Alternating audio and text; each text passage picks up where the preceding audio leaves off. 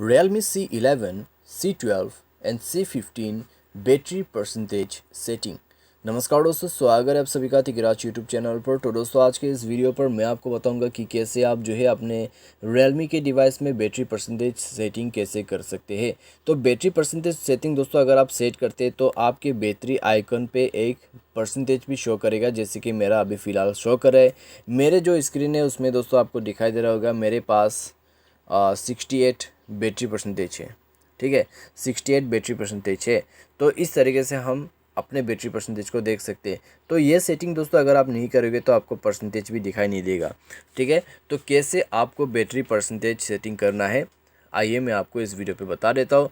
Video शुरू करने से पहले अगर आपने चैनल को अभी तक सब्सक्राइब नहीं किया है तो सब्सक्राइब करके बेल आइकन को क्लिक करें, और अगर आपको ऑनलाइन पैसा कमाना है तो वीडियो डिस्क्रिप्शन पर लिंक मिल जाएगा।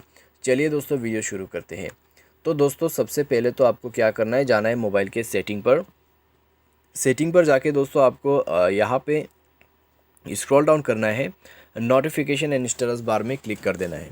जैसे आप नोटिफिकेशन एंड स्टेटस बार में क्लिक करोगे आपको यहाँ पर दिखाई देगा बैटरी परसेंटेज ऑप्शन। ठीक है, तो इसको अगर आप बंद करोगे तो आपको ऊपर में जो है बस परसेंटेज दिखाई नहीं देगा, बस आपको ग्राफिकल व्यू ही मिलेगा।